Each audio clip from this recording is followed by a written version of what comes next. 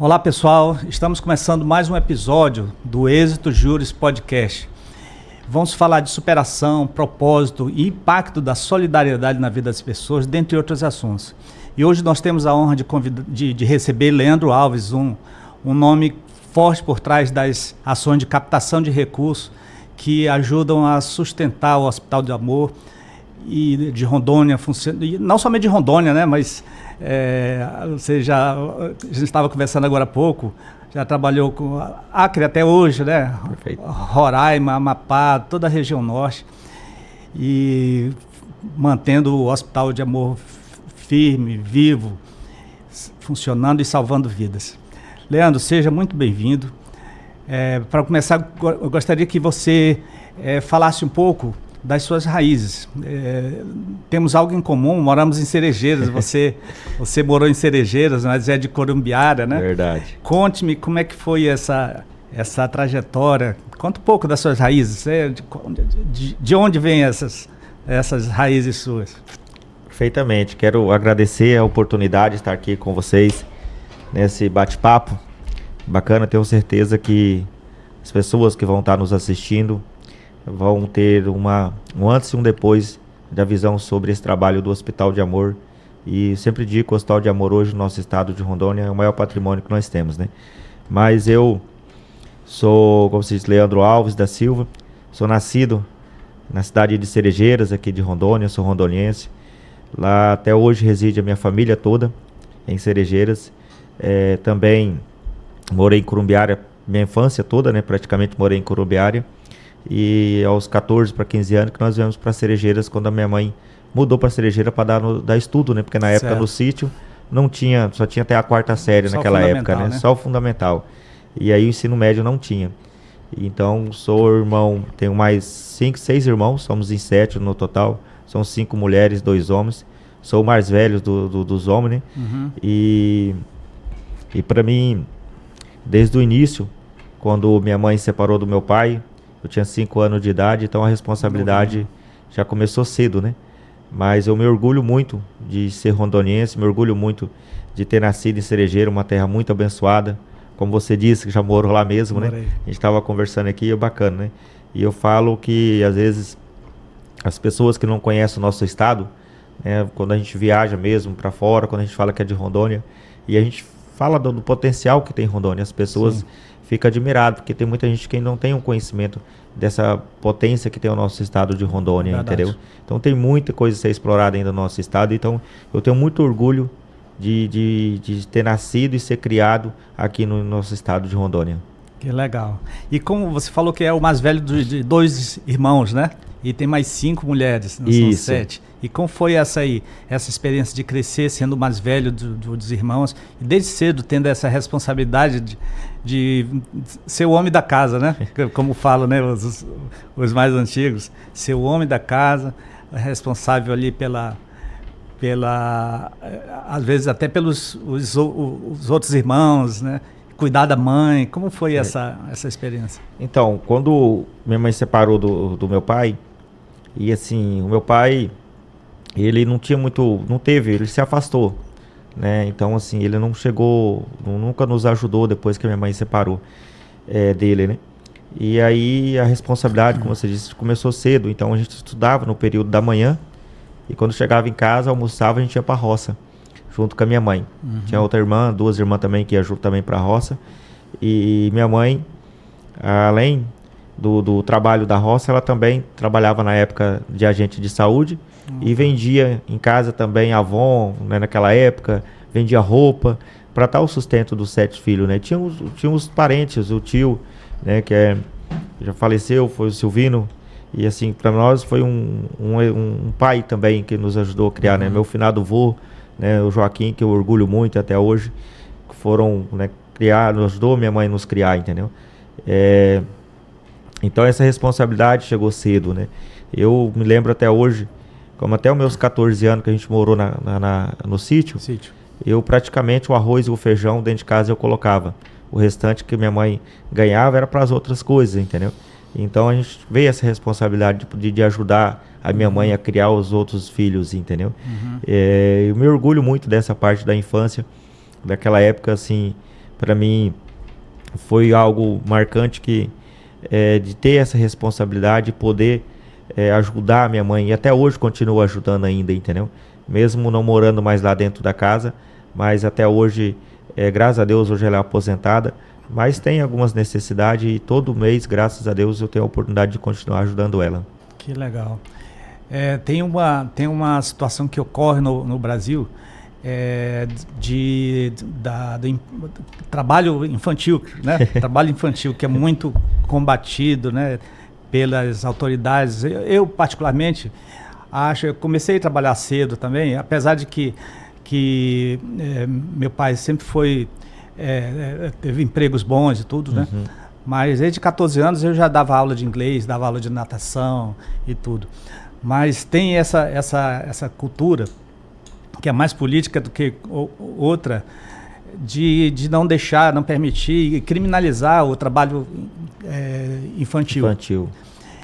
Agora você é prova de que isso não atrapalhou em nada na sua vida, né? Não. Como isso, esse trabalho, essa responsabilidade que você teve de praticamente ajudar sua mãe na criação, no sustento da tua família, como isso moldou o homem que hoje você é? Então, igual você mencionou, né? Então, assim, eu vejo hoje, principalmente o mundo que a gente vive hoje, dessas tecnologias, celular, essas coisas todas, as criançadas se perdendo, né? E antigamente não tinha isso. Então, mais a gente que morava na roça, e o dia a dia nosso era estudar, chegar do estudo, ir para a roça, trabalhar, né? Desde pequeno,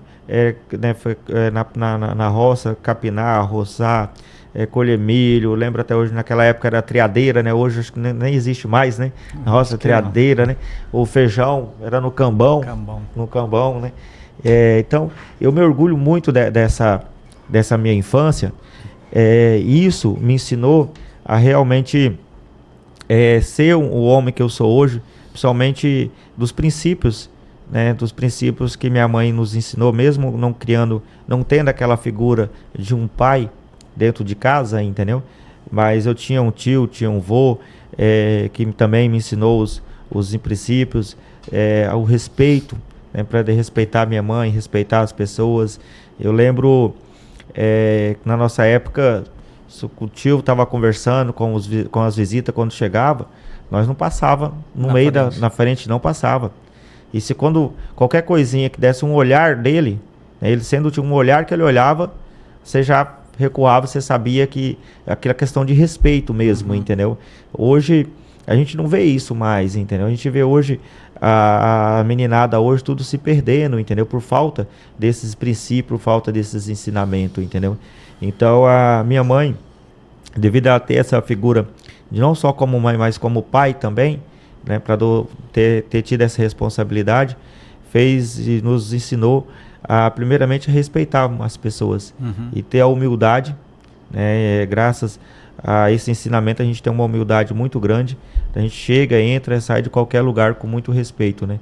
Então eu posso dizer para vocês e para você que o maior ensinamento que eu tive foi com a minha mãe, da gente poder respeitar as pessoas primeiramente e ter muita humildade. Legal. Então trouxe bons princípios da infância, da adolescência, né? Da juventude. E isso falta hoje, a gente vê que falta hoje nas pessoas, sabe, Eufraim? Essa parte desses princípios, as pessoas perderam esses princípios, esse legado, eu falo um legado que os nossos pais nos ensinou, nossos avós nos ensinou, entendeu? E a gente não vê mais isso, né? Eu lembro quantas vezes nosso finado vô, né, sentava com nós no final da tarde e falar da vida, né? Dar um ensinamento para nós, falar da vida dele, do que ele já tinha passado, né? A experiência dele, entendeu? E assim, à tarde, depois ia contar história para nós, entendeu? Então, e hoje nós não temos mais isso, entendeu? Infelizmente, devido, eu acredito, com as mudanças também do tempo, a gente vai deixando de lado. E, em vez em quando eu me pego a pensar nisso da minha infância, nos meus ensinamentos, e para renovar, né, novamente aqueles princípios que a gente aprendeu lá atrás, né? Porque senão a gente perde, a gente acaba esquecendo, entendeu? Perde a referência, né? Perde a referência. Eu lembro que na minha época, Sou uns 20 e poucos anos mais velho que você. Tinha na escola uma matéria chamada Organização Moral e Cívica. Tudo isso, esses princípios, a gente aprendia também na escola, né? Também na escola. Hoje não temos mais, né? Tinha OSPB também, Organização Social e Política Brasileira. A gente aprendia sobre toda a organização dos estados, municípios, estado, todos os... a União também, como é que era formado, né? O regime de político, enfim, tudo isso aí. E fora essa aqui, a questão da moral, da pessoa precisar ser... O que é cidadão, essas coisas. E nós não temos mais isso na escola. Eu acho muito importante. Muito importante. E talvez isso tenha provocado esse distanciamento, né, dos filhos. E às vezes até a pessoa ficar alienada, né, da política, que é a nossa realidade. Não gosto de política, mas política está no nosso dia a dia. Dia a dia, perfeitamente. Não a partidária, né, mas né, que reflete nas relações das pessoas, das empresas, no mercado, né? No mercado, né? Em tudo, né? É o que você falou, em todo segmento hoje tem a política. Em todo segmento. O que a gente não pode ter, o que eu vejo é o fanatismo, né? Tem pessoas que a gente vê um fanatismo danado em questão de política, entendeu? Mas nós precisamos da política hoje. É necessário a política hoje, né? E igual você disse, e dentro das escolas, teria que ter essa parte, igual você falou, que tinha antigamente, que hoje não tem mais, entendeu? E eu lembro hoje também, assim, na minha época, você vê, quando eu lembro, eu estava fazendo um desenho, uma pintura, dentro da sala de aula, e o professor pediu para, olha, vou começar outra matéria, né? Porque na época era 4 matérias, então você começava ali 1 hora a matéria, outra matéria, e eu continuei pintando. Aí ele veio pegar o peixinho, era um peixinho que eu estava pintando, eu peguei e rasguei o peixinho. Aí ele pegou e me deu 3 dias de suspensão. Me escreveu. E eu fui para casa. Falei que eu vou chegar em casa, como é que eu vou contar para minha mãe que amanhã... Que eu não preciso ir para a escola. Para a escola. Como é que eu vou falar? E aí cheguei, quando eu contei para ela, ela pegou uma varinha e me pegou pelo braço, dava assim 1000 metros longe da escola, e me levou lá de volta. E chegou lá e falou pro professor, que hoje ainda eu tenho a honra ainda de ter ele no meu convívio, que é o professor Mosair, mora lá em Corumbiária. E aí pegou e levou a varinha e falou para ele, não, tá aqui a vara, se ele te respeitar, você pode bater nele. Oi. E ele tá aqui, você pode fazer qualquer coisa, mas não quero ele em casa não, vai ficar suspenso em casa não. E aí entregou a varinha para ele, aí todo dia na hora do recreio, esse professor me colocava de castigo, entendeu? As criançadas lá brincando e eu na porta de joelho de castigo, vendo os coleguinhas brincar lá, entendeu? Isso que era castigo mesmo. Era. Então assim... Humilhação, além de tudo. Olha para você ver, né? Hoje... o ensinamento, né, que a gente tinha, assim, isso era questão de respeito, né? Ali ela demonstrou que eu desrespeitei um professor, que hoje a gente vê essa figura também de muitos alunos hoje não tem a visão, eu acho, igual nós temos de um professor, entendeu? O respeito mesmo, igual eu convivo, até hoje eu lembro de todos os meus professores e tenho orgulho deles, entendeu? Do que eles me ensinou. Mas a minha mãe fez isso, entendeu? Quando eu desrespeitei meu professor. Então esse princípio, esse respeito, igual eu te falei pra você, eu acho que é uma das coisas que eu mais me orgulho da forma que a minha mãe me criou. Né? Não era fácil não, 7 filhos. Imagina. E tinha dia que quase todo dia levava uma surra, entendeu? Né? Era as varinhas de fedegoso, tinha aquele fedegoso, e ela colocava aquilo por cima do fogão, pegando aquela fumaça. Aí, rapaz, aí ficava maca preta, né? Eu falei, aquilo não quebrava não, rapaz, aquilo não quebrava não. E então, assim, mas eu não me arrependo, e não nem um pouquinho, assim, da minha infância, de tudo que eu passei, das dificuldades que nós tivemos junto com a minha mãe, mas eu me orgulho muito dela, muito, muito mesmo, da minha mãe, da forma que ela nos criou, da forma que ela nos ensinou, entendeu? Que legal, que legal. Bom, e como é que foi essa transição de Cerejeiras para Ji-Paraná, ou seja, foi a primeira localidade que você veio? Quando você saiu de Cerejeiras? Quando eu estava em Cerejeiras, eu trabalhava no mercado lá em Cerejeiras. Aí, Antes de eu... Qual era o mercado? Mercado Clóvis. Clóvis. Mercado Clóvis, lá bem antigão. Nações... Isso, na avenida, até hoje ele tem... Das Nações é o nome, né? Das Nações Unidas. Nações Unidas, isso. Era tem pertinho de casa, eu comprava lá. Então, ele é bem antigão, o Mercado Clóvis, até hoje tem lá.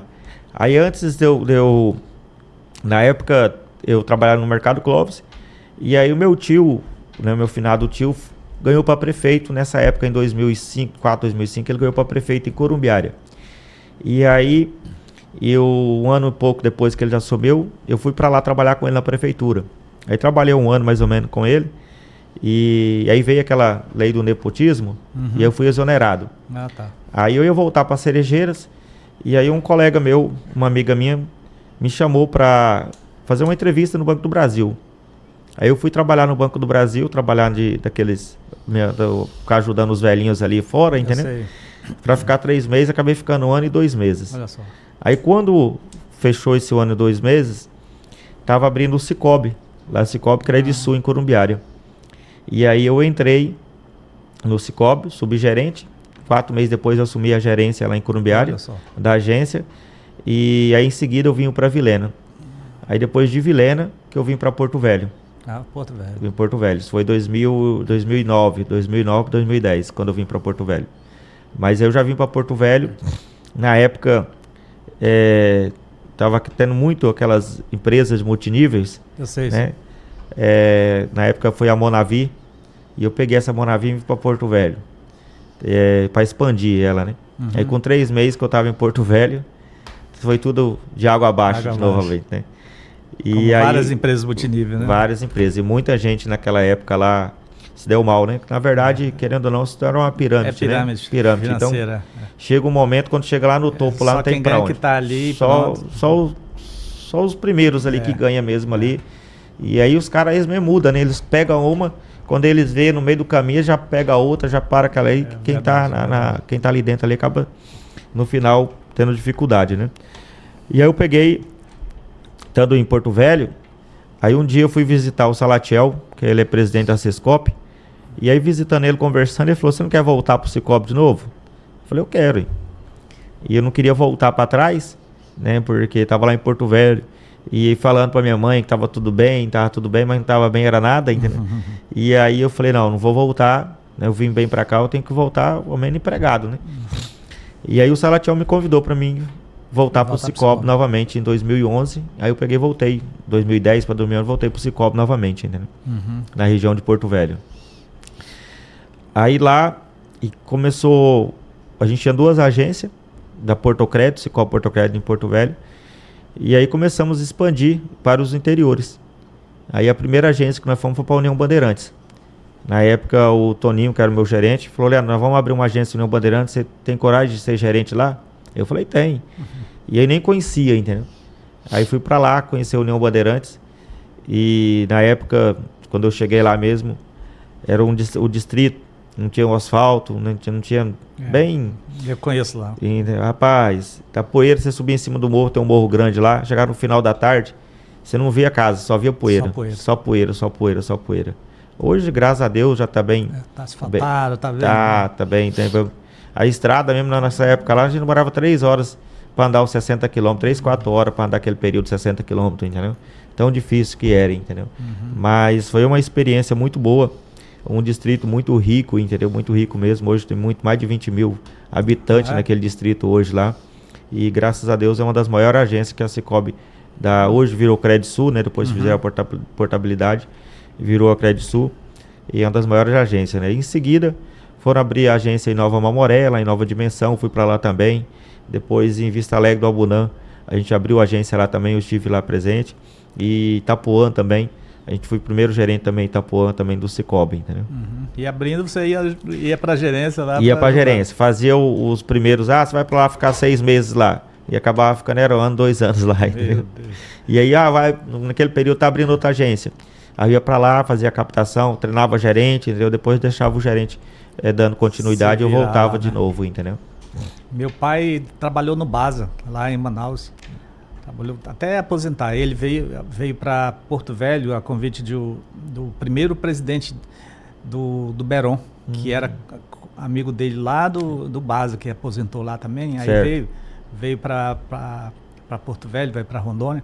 Aí chamou o meu pai para trabalhar com ele. Aí eu fui o gerente do crédito, Beron Crédito Imobiliário.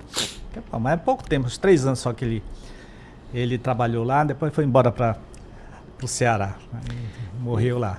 Eu gosto dessa parte do financeira. Eu gostei, assim, desde quando eu comecei no Banco do Brasil. Depois até tentei fiz um concurso do Banco do Brasil, quase que eu passei também, entendeu, na época. Mas é algo que eu gosto. E depois, quando eu entrei pela cooperativa, pro sistema cooperativismo, né, do Cicobi, e até hoje ainda eu faço parte do sistema ainda, mas é algo que parece que está no sangue também, assim, de fazer, eu sempre fiz por amor, claro, todo lugar que eu trabalhei, em várias experiências que eu já tive, mas todas eu fui muito dedicado, entendeu? Mas essa parte do cooperativismo eu gosto muito, muito mesmo. Que legal. É apaixonante muito. Mesmo, né? É apaixonante, é apaixonante. Que legal. Apaixonante. E como surgiu o primeiro contato com o Hospital de Amor? Então, do Hospital de Amor, nessa época, quando a gente foi abrir essa agência no distrito lá de União Bandeirante, da Cicobi, e aí, quando eu estava lá na prospecção da abertura da agência, ia ter um leilão em prol do hospital de câncer na época, né? Ainda falava hospital de câncer de Barretos. Aí eu não... Uma extensão de Barretos. Né? Extensão de Barreto naquela época, né? Hoje já é chamado Hospital de Amor de 2018 para cá, né? Ficou já conhecido, tirou a palavra câncer, ficou Hospital de Amor, né? Mas na época era o leilão do Hospital de Câncer, leilão Direito de Viver. E aí me convidaram para tomar conta da parte do financeiro desse leilão. E aí eu não sabia o que era o Hospital de Câncer, fui dar uma pesquisada do que era o Hospital de Câncer, achei bacana o que eu encontrei na época de conhecimento, um pouco que eu tive do hospital. E aí eu assumi essa parte financeira do leilão, lá no distrito do União Bandeirantes. Certo. Aí acabou o leilão, aí eu aprofundei mais um pouco para saber realmente como era o Hospital de Câncer. E aí quando eu li uma matéria de todo o fundamento do Hospital de Amor, da forma que foi feita, isso me contagiou muito, entendeu? E eu vi que realmente a existência, depois vocês vão a gente vai falar um pouco sobre a existência do hospital, você vê que é algo que foi proporcionado por Deus mesmo, esse hospital, entendeu? É verdade. E aí, em seguida, a gente foi abrir uma agência União Nova Dimensão. E aí lá, o seu Zé Nogueira, que até hoje é o presidente do leilão lá, falou: Leandro, nós temos vontade de fazer o leilão aqui. Como você já fez o leilão na União Bandeirantes, a gente poderia montar uma equipe aqui. E aí eu ajudei eles a montar a equipe. Aí na época lá, não tinha um local para fazer. A gente queria fazer um leilão, só que não tinha um local. Aí nós fomos lá no seu Neném, porque na saída do distrito, né, um sítio que tem lá, uma fazenda, e até a plana, né? Falou: vamos pedir pro seu Neném ver se ele deixa nós rapar ali com a máquina, aquele espaço, e fazer ali o local pra gente fazer o leilão. E aí nós fomos lá com ele. Aí falamos pra ele se ele deixava nós fazer o leilão lá. Aí ele falou assim: ó, eu vou ter outra proposta melhor, amanhã vocês voltam aqui. Aí no outro dia nós voltamos, aí ele falou assim: eu só não vou deixar, mas eu vou doar um alqueiro ali da frente para o hospital. E aí nós na época ligamos pro Anísio, que era o que fazia essa parte que eu faço hoje. Aí ele falou: olha, pro hospital não pode colocar o nome do hospital, vocês têm que criar uma associação e coloca o nome da associação. E aí nós criamos a associação, aí marcamos o leilão. Dentro de 40 e poucos dias nós construímos, com a doação da população, um barracão 18 por 30. Caramba. Fizemos curral, fizemos tatersal, fizemos tudo. Dentro de 40 e poucos dias de doação. Pro leilão, né? O leilão. E lá nós realizamos o primeiro leilão. E aí me colocaram de coordenador, eu estava como voluntário. Não, você vai ficar como coordenador. E aí eu fiquei como coordenador do leilão. E aí quando eu fiquei como coordenador, eu fiquei com contato na época tinha um Barretim em Porto Velho, né, que era uma extensão, atendia ali 200 e poucas pessoas por dia, não fazia todos os procedimentos, mas já atendia alguns procedimentos, né? E eu fiquei em contato na época com a direção do hospital também. E aí onde a gente abriu a agência do Cicobi, como eu mencionei ali, distrito, por exemplo, de Vista Alegre do Abunã, não tinha leilão, nós fomos para lá, criamos o leilão também. vamos abrir uma agência em Itapuã. Aí fomos também, primeiro coordenador, fez o primeiro leilão lá em Itapuã.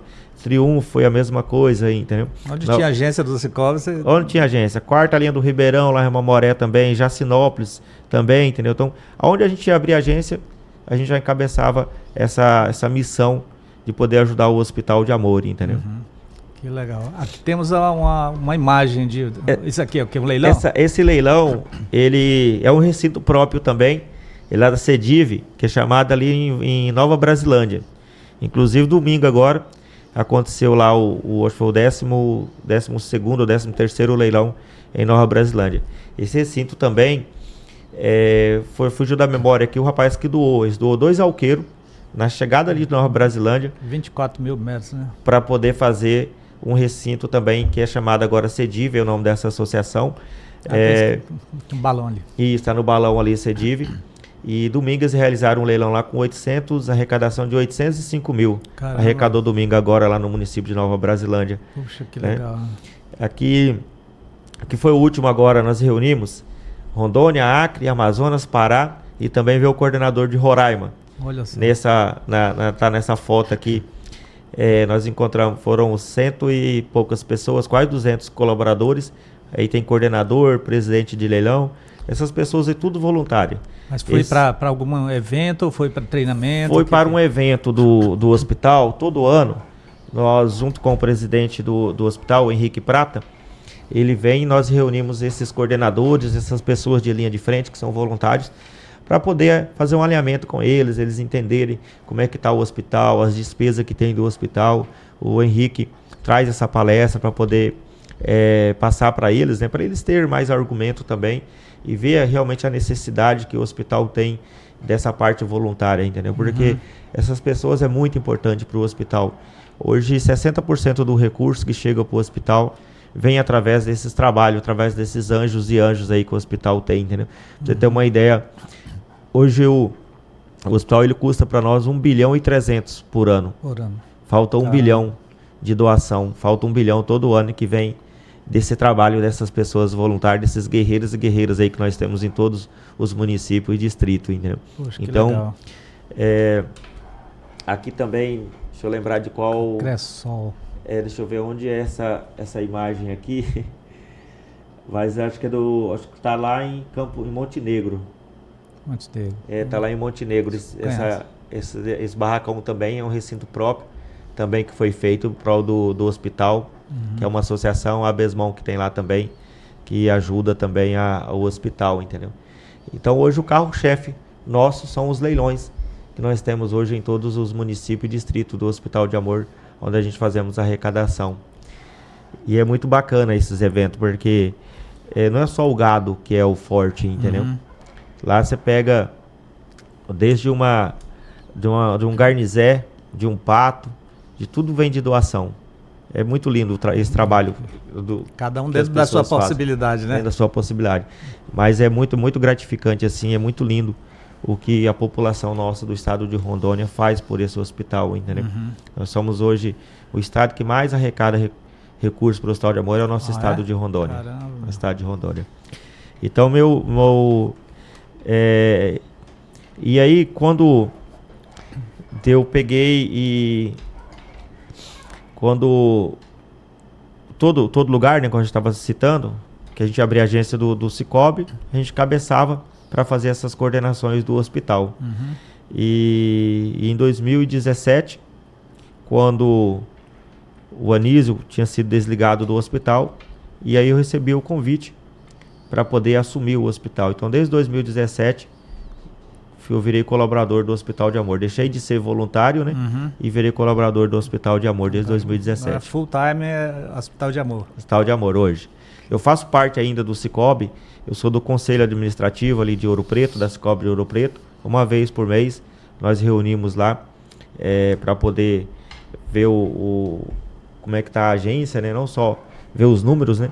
Mas também nós somos responsáveis por acompanhar todo o processo, né, da agência, desde da metas, né, desde da gestão que a diretoria faz, nós fazemos acompanhamento tudo, entendeu? Então eu faço parte ainda tudo, planejamento, os normativos, tudo passa por nós, entendeu? E aí eu continuo ainda fazendo parte do Cicobi, mas hoje integral, o meu foco hoje 100% é o Hospital de Amor. É o Hospital de Amor. Eu fui conselheiro de administração da Eletrobras por 3 anos, né?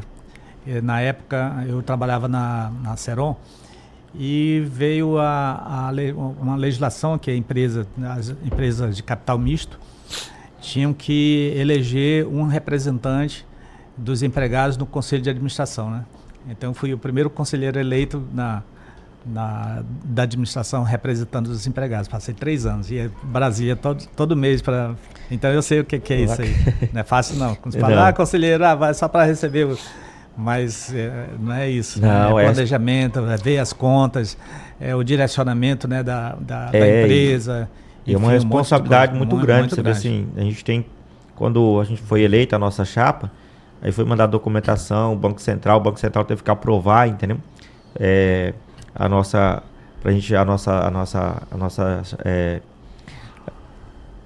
chapa, e a gente fica assim, fica nas mãos do Banco Central.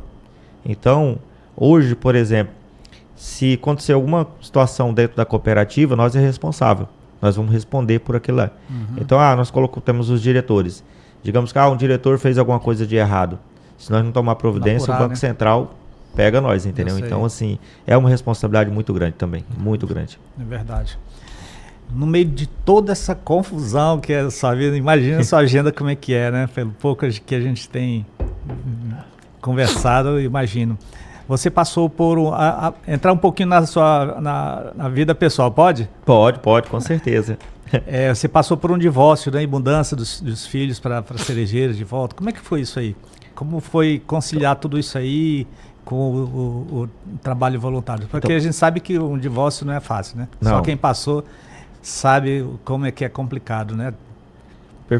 Perfeitamente. Quando eu vim para Bandeirante, para Itapuã, né?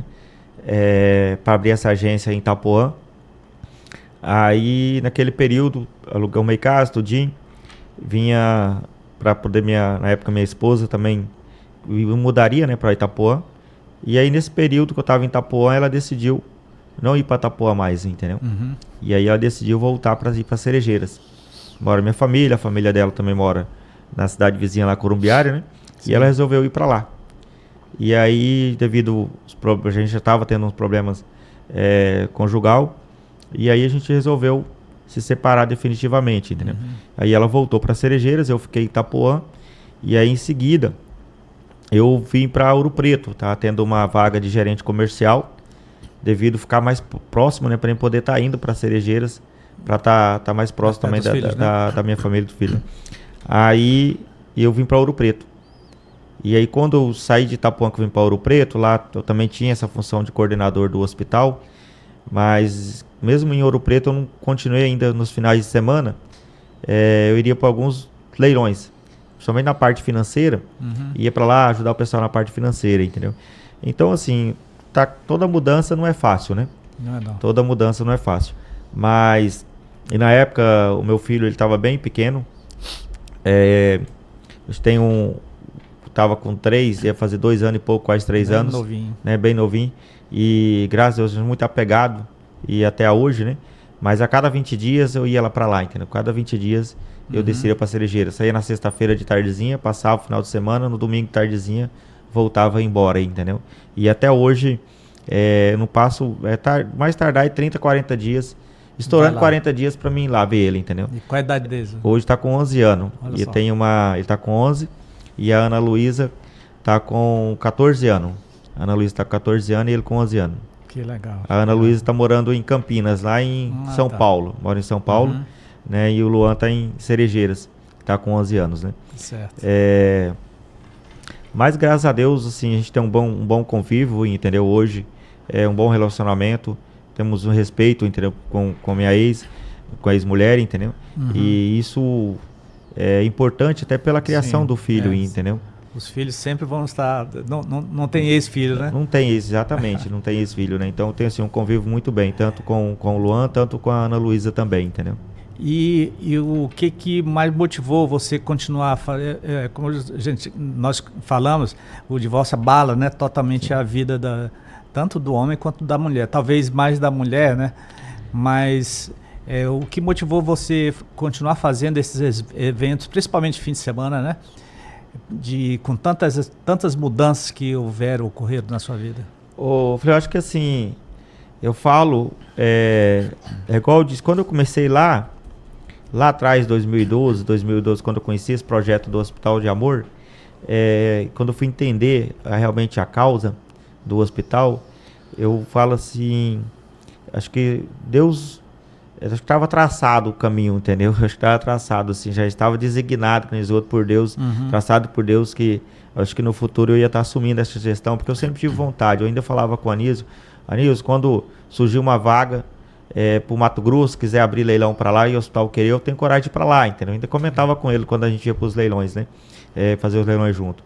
Mas assim, era algo de dentro, prazeroso, sempre foi muito prazeroso, entendeu? Sempre foi feito muito com amor essa parte dos leilões. Então, meio de semana eu estava no Cicobi. Final de semana, quando eu ficava agoniado, quando não tinha um evento para mim poder ir, entendeu? No final de semana.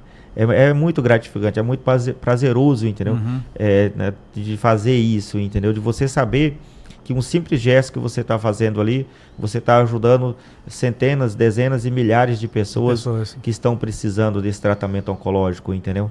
Então era muito gratificante, era muito prazeroso. Na época, mesmo não sendo colaborador do hospital, era simplesmente voluntário de estar ali junto com aquela equipe, com aquela coordenação, de você ver a dedicação que eles fazem, né, fazem até hoje pelo hospital. Pessoas deixam de ir na sua propriedade, fica lá um mês sem ir na fazenda, um mês dedicado na causa do Hospital de Amor. Às vezes a pessoa tem a empresa, fica uma semana, 2 semanas, um mês sem ir na empresa, só dedicando nessa causa do Hospital de Amor. Aquela pessoa mais simples, né, aquelas pessoas mais humildes. Porque você vê aquela pessoa mais humilde ali, você vê ali agarrada, dedicada, né, fazendo os eventos junto. Então isso é muito contagiante, sim, é muito prazeroso, é muito gratificante. Então eu falo que eu acho que já estava traçado esse caminho para mim estar no Hospital de Amor, entendeu?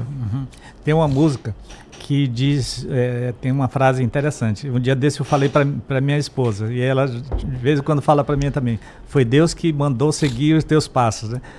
Quando você falou, foi Deus que traçou isso aí, então de repente Deus que mandou você seguir os passos do Hospital de Amor, né? E tomar essa briga santa, né?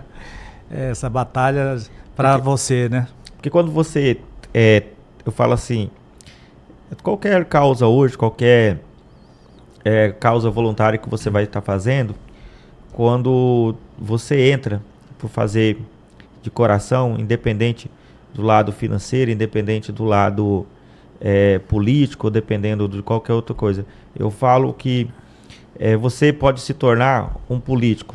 Um exemplo, você faz um trabalho bacana, chega um momento, igual eu já fui muito assediado e tudo, chega um momento que as pessoas automaticamente vão te convidar, entendeu? Então você pode se tornar um político. Agora, quando você já entra numa causa dessa do hospital, ou numa causa igual a gente vê aí a PA e outras ações sociais, quando você já entra numa causa dessa, querendo usar aquela causa para você ter um benefício próprio, que seja financeiro, que seja político, ou que seja outro, não vai dar certo, entendeu? Não dá certo. Não dá certo de maneira alguma, entendeu? Isso eu falo por experiências, que eu já vi pessoas que já queria ir pegar a coordenação nos municípios e distritos. E você falar, não vai dar certo, porque primeiro ele está querendo algo... Evidência para poder usar na política. Perfeitamente, entendeu? Você vê que está querendo um cargo, um status, está querendo... Mas não consegue, não dá certo. Não consegue porque a população mesmo percebe que ali que estão fazendo algo. Agora, quando você entra, né, automaticamente, sem interesse nenhum, as coisas fluem, entendeu? Então hoje, por isso que nós somos hoje referência no nosso estado, e graças a Deus todos os municípios e distritos eu tenho conseguido colocar a coordenação e colocado pessoas que não têm esse benefício próprio, entendeu? Não tem interesse próprio, entendeu? Você vê que fazem por amor mesmo, entendeu? Nós temos leilões aí que arrecada de 100 mil a 3 milhões, entendeu? Nós temos leilões dentro do nosso estado, entendeu? E isso tudo são graças a esse trabalho dessas pessoas que fazem por amor, entendeu? Fazem por amor. E como foi convite oficial para coordenar essa captação de recursos no estado inteiro e alguns estados da federação? Como é que foi? Então, na época eu estava até de férias, e aí era numa quarta-feira, e eu voltava na segunda-feira a trabalhar novamente, porque eu estava de férias. Aí eu liguei na época no hospital, na época era a Raquel, estava lá ainda, era diretora, e eu liguei para poder falar sobre um assunto de um paciente, né? Estava precisando de uma ajuda de um paciente. E aí na conversa eu perguntei, falei, quem que vocês já escolheram alguém para colocar, né, que vai estar na função de captação de recursos? E no grupo dos coordenadores, eu fazia parte do grupo dos coordenadores, e lá os coordenadores já estavam agoniados, já tinham uns 15, 20 dias, acho que uns 30 dias, e não tinha decidido ainda quem queria colocar, né? E aí nessa conversa, a Raquel pegou e falou, então, a gente já entrevistou algumas pessoas aqui, mas até agora nada, entendeu? Ela falou, bem que você poderia... Olha só. Né? Aí eu falei, faz uma proposta. Aí ela, sério, você tem coragem? Eu falei, eu tenho. Ela falou, não, você não tem coragem de sair do hospital ou do Cicobi, né? Na época eu estava no Cicobi, você não tem coragem de sair do Cicobi para vir para o hospital. Eu falei, olha, eu já trabalho na causa. Ela falou, então vem aqui amanhã para nós conversar. Olha. Aí na quinta-feira eu peguei e fui, na quarta, na quinta eu fui. Aí chegando lá, conversei com ela, conversei com o Dr. Jean Negreiros, na época também, que fazia parte, era diretor executivo. E na quinta-feira a gente conversou, peguei e vim embora. Aí na sexta-feira ela me ligou. Falou, olha, porque a gente conversou aqui a sua proposta, o hospital aceitou. Aí eu falei, não, beleza. Falei, eu vou conversar com a diretoria do Cicobi, né? E aí tá. Isso quando foi na sexta de manhã, sexta tarde eu liguei pro seu Isaías, que era o meu diretor, que até hoje faz parte da diretoria lá ainda. Ele também estava de férias, falou, não, mas eu vou ir na cooperativa, nós conversar. Aí fomos lá na cooperativa. Aí quando eu falei com ele, aí ele falou, não, eu tenho proposta melhor para você. Eu estava de férias e eu tenho uma proposta boa para você e quero trazer você mais próximo da diretoria. E eu vou conversar com o seu Valdeci e o Viana, né, que eram os outros dois diretores, e te dou uma resposta. E vou fazer uma proposta para você. Falei, beleza. Aí quando foi no outro dia, isso era na sexta, no sábado, no grupo de coordenadores, o Zardini, que é o meu chefe, meu diretor, já colocou uma nota que eu seria o coordenador de captação de recursos. Já colocou no grupo, já me nomeou no grupo. E aí eu falei, liguei para Raquel, pelo amor de Deus, eu ainda não decidi ainda. Ela falou, não, Leandro, já foi. Aí eu peguei e fiquei com aquilo no final de semana.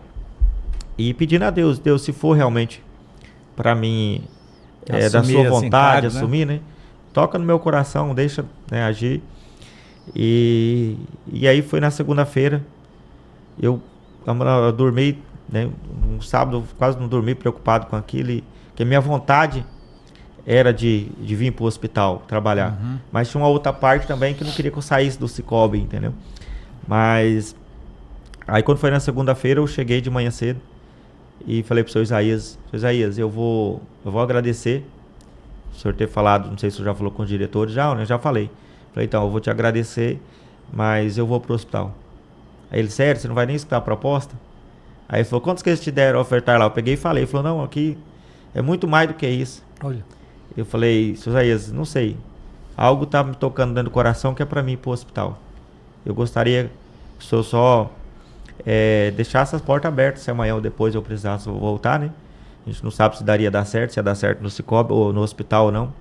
E aí ele falou, não, as portas sempre vai estar abertas aqui. Aí eu fui, conversei com o Valdeci e com o Viana, que são os outros dois diretores também, agradeci eles, né, por eles estar, que ia fazer uma proposta, né, por ter feito, ia fazer uma proposta melhor, questão financeiramente. Mas, e aí eu peguei e vim. Aí liguei pra Raquel, falei, olha, decidi e realmente eu vou. Aí foi, então pode vir buscar a caminhonete para você já começar a trabalhar, entendeu? Olha. E graças a Deus, assim, não me arrependo. Eu acho que na época a gente tinha muitos problemas, eu ficava até me lamentando assim, quando eu deparei com algumas coisas do hospital, né, que estava acontecendo, e aí quando eu pensava na proposta que eu tinha no Cicobi, eu falava, meu Deus do céu, por que eu não fiquei lá no Cicobi? Por que eu não fiquei, né? Por que eu larguei? Por que eu não peguei a proposta do Cicobi e continuei no Cicobi, né? Algumas vezes eu me peguei nisso, mas com o passar do tempo, hoje eu não me arrependo, né, no momento algum ter aceitado realmente do hospital, porque nós praticamente triplicamos a arrecadação nesse período que eu estou no Hospital de Amor. Eventos, triplicou a quantidade de eventos. Nós saímos conseguimos padronizar muitas coisas dentro do hospital. Consegui ajudar o hospital em Barretos. Quando eu fui lá conhecer Barretos, a gente não tinha ainda um sistema, né, dos leilões. Na época tudo era feito mais manual. A gente conseguiu, com a tecnologia, colocar um sistema hoje que nós fazemos leilões do hospital. O financeiro era todo lá em Barretos, então a gente tinha uma dificuldade com algumas pessoas que, infelizmente, né, do mesmo jeito que nós temos as pessoas boas, tem as pessoas também de má fé. Verdade. E tinha essas pessoas de má fé que iam nos leilões, entendeu? Adquiriam lá bens, depois sustava o cheque, essas coisas todas, entendeu? Caramba. E aí nós conseguimos colocar o financeiro também aqui no estado. O doutor Odair, que é até colega seu de profissão, advogado lá de Vilhena, doutor Aldair Flauzino de Moraes, muito amigo do seu Henrique, né, que é o presidente do hospital, e é um cara de confiança do seu Henrique, e hoje ele é um voluntário do hospital e ele assumiu essa parte financeira e essa parte jurídica aqui hoje, entendeu? Então, assim, a gente, graças a Deus, a gente conseguiu, não é que não tinha credibilidade as ações, mas nós conseguimos colocar mais credibilidade ainda dentro das ações do hospital. Então, a pessoa que faz a doação, ele hoje tem a segurança, ele sabe que ele fez ali a ação direto para o hospital. Quando der algum problema, a gente tem um jurídico que já é acionado imediato, entendeu? Então, isso trouxe mais segurança. Tem pessoas de confiança, né? De confiança, exatamente. E trouxe mais segurança para eles fazerem esses eventos do Hospital de Amor, entendeu? Uma coisa é você contribuir para uma entidade que a administração está lá no interior de São Paulo, não tem nem contato. Outras, aqui dentro de Rondônia mesmo, as pessoas... É um estado pequeno, mas geralmente todo mundo conhece e tudo, né? Sim. E aí gera confiança, né? Perfeitamente. Você vê, até as próprias empresas mesmo, as grandes empresas que nós temos aqui hoje, que temos parceria, igual o Irmão Gonçalves, outras empresas, a Sustenutri, entendeu? Então isso aproximou eles também de nós, entendeu? Eu conversando com o menino de Porto Velho mesmo, quando surgiu um problema, que eu falei, não, nós temos um jurídico. E aí hoje, esse mês passado, na Rondônia Rural Show, da Ecopau lá, ele chamou nós, nós vamos fazer uma parceria com o Hospital de Amor, porque eu tive lá no hospital, conheci o hospital, conheci a estrutura do hospital ali em Porto Velho, e conversei no setor jurídico lá. Então realmente a gente vê que realmente vocês estão cuidando disso, entendeu? Então nós queremos fazer uma parceria. Agora nós vamos, mês que vem, fazer essa parceria com eles, entendeu? Eu acho que isso é fundamental, a gente ter esse departamento aqui dentro do estado, entendeu? Sim. Foi fundamental, entendeu? Então, assim, hoje, se eu tiver de sair do hospital, entendeu? Eu saio hoje de cabeça erguida, que eu tenho deixado um legado bacana, entendeu? Combati o bom combate, né? Combate, exatamente. Então, assim, eu falo, alguém que vai me substituir, que ninguém substituiu, mas ele tem que entrar e eu quero que ele faça muito melhor do que eu fiz, entendeu? Porque lá atrás, quando tinha o Anísio, ele fez o legado dele. Eu fiz o meu legado. Quando outro amanhã ou depois alguém estiver no meu lugar, vai deixar um legado dele. Eu espero que faça um legado muito melhor do que o meu, porque a necessidade do hospital é muito, entendeu? É muito grande essa necessidade que nós temos hoje aqui no nosso estado. Certo.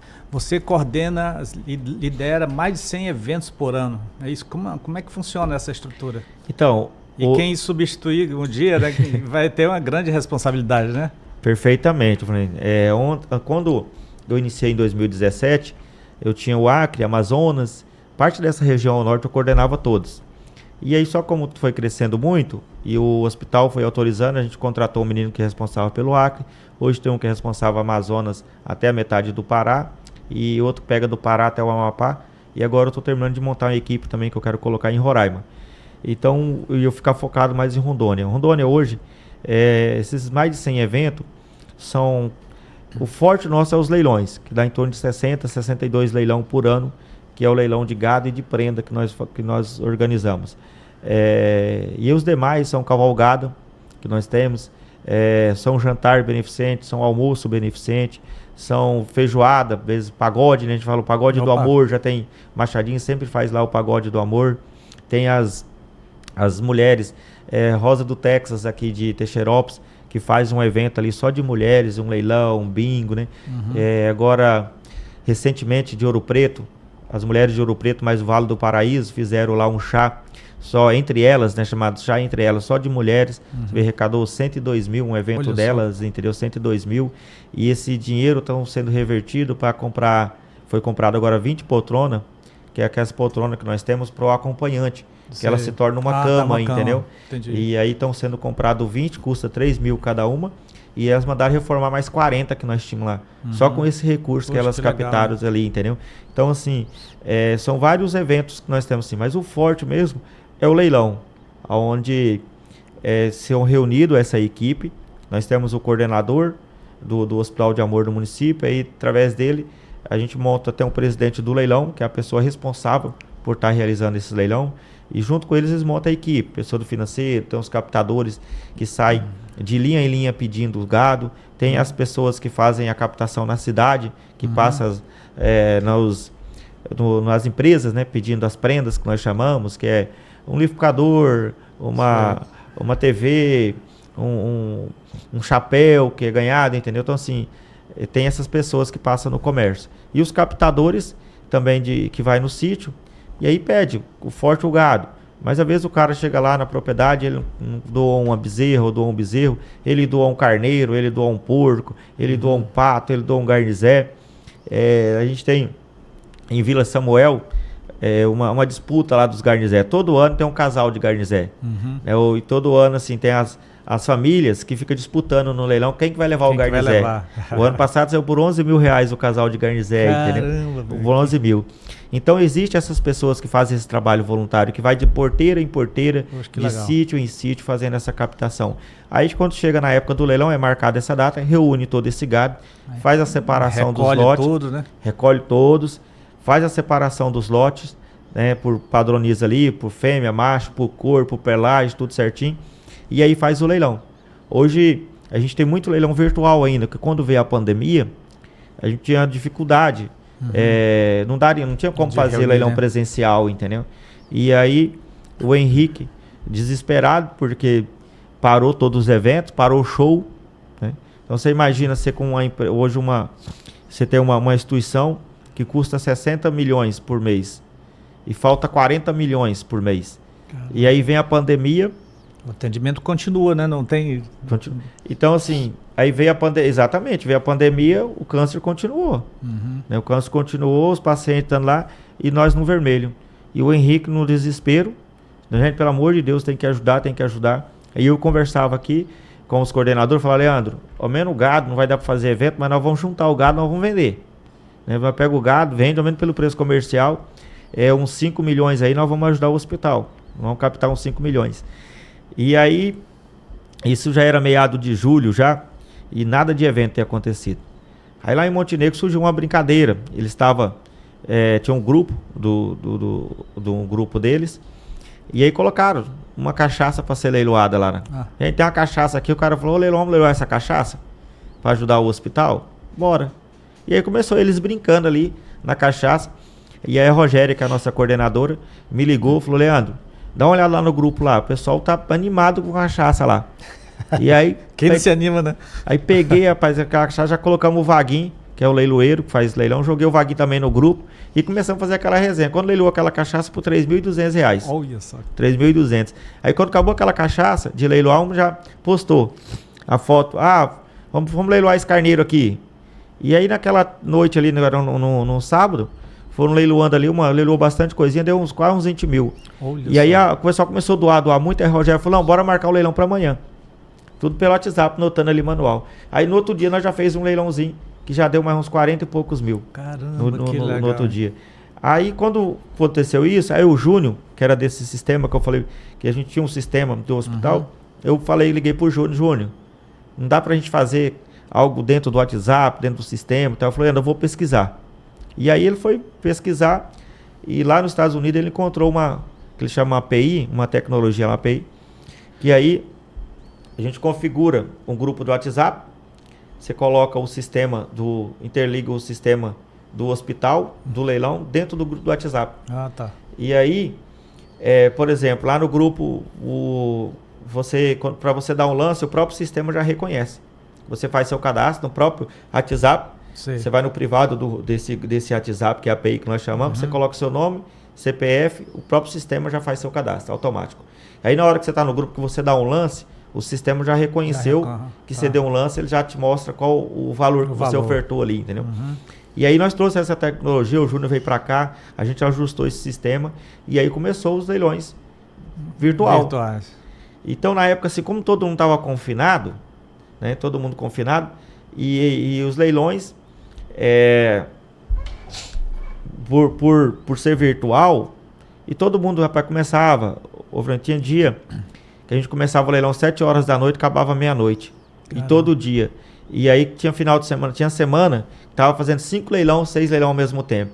Quando acabava na segunda, na terça-feira começava mais 5, 6 leilão virtual, entendeu? E aí naquela época foi o ano, mesmo na pandemia, foi o ano que nós mais arrecadamos recursos para o Hospital de Amor. Chegamos a atingir aí mais de 40 milhões na época de arrecadação, tudo pelo WhatsApp, tudo pelo virtual. E hoje essa modalidade continua. Muitos leilões são feitos virtual e presencial. Leiloa meio de semana virtual e no domingo faz o presencial. Muitos outros lugares aí é só virtual. Ouro Preto do Oeste, aqui, né, pertinho aqui, é o maior leilão que nós temos no país, é aqui de Ouro Preto do Oeste. Esse ano arrecadou 3 milhões de arrecadação esse ano. Aqui tudo virtual. E aí nós temos uns amigos que antes, por exemplo, Ouro Preto, que é os amigos da América. Na época, quando o leilão era presencial, foi uns amigos do Zé Araújo, que é o nosso presidente do leilão, e foram as pessoas para os Estados Unidos, que moram lá uns amigos. E aí eles, era feito o boi de ouro, né? A pessoa doava simbolicamente, colocava um boi, e a pessoa fazia doação simbolicamente naquele boi que é chamado boi de ouro. E aí o Zé conseguiu, desses amigos lá dos Estados Unidos, eles doavam 50 mil na época, entendeu? Aí revertia nesse boi de ouro. Quando veio o leilão virtual, aí esses amigos estão dentro do grupo. Aí hoje nós temos os amigos da América. Aí quando chega na época do leilão de Ouro Preto, eles se reúnem, um grupo, já tem um grupo lá do Hospital de Amor, tem a coordenação lá do Hospital de Amor, eles se reúnem e faz captação para poder ajudar o hospital.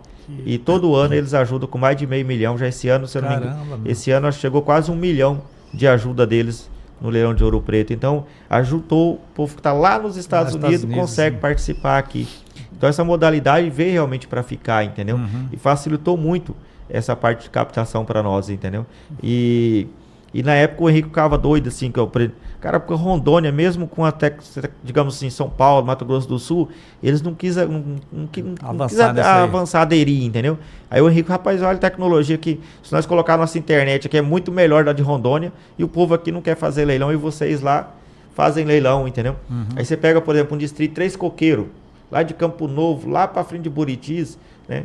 Internet fraquinha, ruimzinha, e o pessoal faz o leilão virtual, entendeu? Olha só. Então, por isso que Rondônia tá lá aí no Hospital de Amor, quando passa ali, tá lá Estado da Solidariedade, entendeu? E realmente é o Estado da Solidariedade, que é o estado que mais arrecada recursos para o Hospital de Amor. Isso foi bom, porque a estatística mostrava que Rondônia era quem mais, colocar assim, exportava pacientes lá para Barretos, né?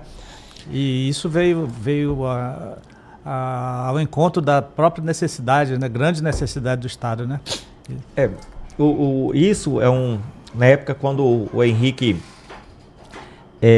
falou que ia fazer um hospital aqui, né? Que ele comprou a briga com todos os médicos, com todo mundo, né? Com a família toda, falou que ele era doido, entendeu? Ele vinha colocar um hospital em Salonjuda, né? Quase 3 mil quilômetros longe de Barretos. Mas é o que ele falava assim, as pessoas saem daqui lá para Barreto, a separação de famílias, né? E daí ele viu essas histórias lá dentro, entendeu? Ele conheceu isso lá dentro do hospital. Então, quando a pessoa tinha um diagnóstico que ele tinha que ir para Barretos, imagina, a família separava pai, separava filho, separava mãe, separava tudo. Verdade. Porque não tinha condições de você estar indo e voltando. Então ia para lá, ficava 3, lá. 4 meses até. 3, 4 meses, 5 meses, e muita gente até mudava para lá. Tem gente aqui do nosso estado que até hoje tudo aqui e ia para lá. Né? Ia para lá, entendeu? Tem gente que mora até hoje lá. Então, o Henrique viu isso também, entendeu? Não só quando ele foi convidado para ele vir aqui, que ele viu o jeito que era o tratamento oncológico aqui. Né, e aí ele fala até hoje que ele pega e fala, olha, vocês têm duas situações, ou eu venho e vou fazer do meu jeito, ou eu vou voltar embora e vou fazer de conta que eu nunca vim aqui, entendeu? E aí na época aceitaram para ele vir fazer do jeito dele, entendeu? Então, além disso, devido à situação que nós não tínhamos, esse tratamento humanizado, mas o maior que ele viu mais é essa dificuldade que realmente tinha da familiar sair daqui e ir lá para Barretos, entendeu? E hoje nós temos aqui em Porto Velho, a pessoa sai daqui cedo, tá lá de tardezinha, tá de volta em casa de novo com a família, que entendeu? Legal. E vocês têm meta de arrecadação? Então, eu falo, quando eu entrei, eu cheguei lá em Barretos, eu falei isso, falei, olha, eu tenho uma meta, né, na época nós arrecadava 11 milhões aqui, quando eu entrei, tinha dado, 2016 tinha dado 10, quase 11 milhões, e aí eu cheguei em Barretos e falei, olha, eu já tinha pegado meio, assim, já estava meio do ano, né, e eu falei, esse ano, se Deus quiser, eu vou trabalhar para minha meta ser maior do que o ano passado. E eu falei, eu acho que nós temos que começar a trabalhar em cima de metas, que eu vim do sistema, então a gente trabalhava em metas, né, no Cicobi, até hoje meta. E aí na época eu falei, mas como que você vai trabalhar de meta, que todo mundo é voluntário, né, como é que você vai conseguir? Eu falei, não sei, se vai aumentar evento, ou como é que vai fazer, entendeu? Mas nós temos que aumentar a minha vontade e eu vou arrumar um jeito. Então o que eu criei assim? Barreto mesmo não tem. Claro que a gente quer que todo ano seja melhor do que o outro ano. Só que aí eu comecei na época a ajustar essas coordenações. Tinha muito lugar que não tinha coordenação e também dar um apoio para essa coordenação. Hoje, você pega meu telefone, hoje eu tenho mais de 100 grupos de leilões, eu tenho mais de 100 grupos. Eu tenho um coordenador que ele fala comigo, eu não tenho feriado, eu não tenho final de semana, o tempo todo ele está alternado comigo, entendeu? E aí eu consegui dar esse suporte melhor para eles, entendeu? Tá com problema com o paciente, quando eles ligam para mim eu resolvo na hora. Então, o problema dentro do leilão, passa para mim, eu vou lhe resolver. Então, com essa assistência que eu consegui trazer para a coordenação, de estar apoiando eles, de ter o hospital também mais próximo, de poder ajudar, essa coordenação ficou mais motivada ainda. Entendi. Então, tendo essa... Então eu falo que a meta hoje que eu tenho que fazer, eu tenho que deixar minha coordenação motivada e bem assistida pelo hospital. E quantas vezes já teve coordenação de falar, Leandro, tô com dificuldade esse ano aqui, eu acho que eu não vou fazer leilão e tal. Fala, não, calma aí, eu preciso, o hospital precisa. Aí fala, não, Leandro, é difícil, como é que fala para você que não vamos fazer leilão, entendeu? Porque tudo que a gente precisa do hospital, você ajuda, você dá assistência, entendeu? O hospital está presente e mesmo na dificuldade eles vão lá e faz o leilão, entendeu? Mas não tem uma meta estipulada. Mas tem um custo mensal, né? Tem um custo. Tem que ser pelo menos isso aí, né? O custo mensal do hospital, então, aí multiplica por 12, aí já 60 milhões, né? Perfeitamente. Hoje, só o nosso estado hoje são 10 milhões, praticamente, o custo nosso hoje, né? Aqui em Porto Velho, mensal. Falta praticamente 4 milhões por mês, só aqui no nosso estado. Falta 4 milhões. Então, vem desses eventos beneficentes, vem dessas parcerias que nós temos com as empresas que arrecadam esse déficit que nós temos aqui, entendeu? Ano passado vocês arrecadaram 33 milhões. 33 milhões. O ano passado, 33 milhões. Como é que é isso? Como é que foi no final? Quanto foi 33 milhões? Então, é muito gratificante. Isso foi só aqui no estado? Só aqui no estado. Só aqui no estado. Se eu pegar o Acre e Amazonas, nós chegamos aí perto dos 40 milhões. Mas só o estado de Rondônia, 33 milhões. É muito gratificante, assim, porque, igual eu te falei, nós temos um evento que às vezes dá 100 mil, nós temos um que dá 1 milhão, nós temos um evento que dá 30 mil, nós temos outro que dá 15 mil, né? Às vezes, uma cavalgada. Geralmente, o ano passado, um exemplo aqui de Ouro Preto, tem a cavalgada do Sapo, né, que é um parceiro nosso. Aí, no dia fez a cavalgada, no dia quando chegou lá na cavalgada, nós levamos umas prendas, arrecadou prenda para leiloar. E aí fez mais umas brincadeiras, um negócio lá, deu 60 mil, uma cavalgada, entendeu, de arrecadação.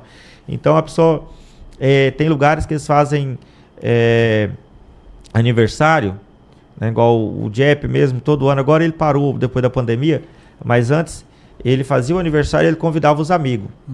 Então, ou seja, você comprava a mesa dele, a mesa lá, digamos, era R$500 a mesa. Só que esse dinheiro ele revertia para o hospital. E até hoje tem lugares que as pessoas fazem casamento e eles falam, não quer presente. Nós queremos que você leve a doação, vai ser doado para o Hospital de Amor. Que legal. A gente tem muito isso. Então, tá no sangue já.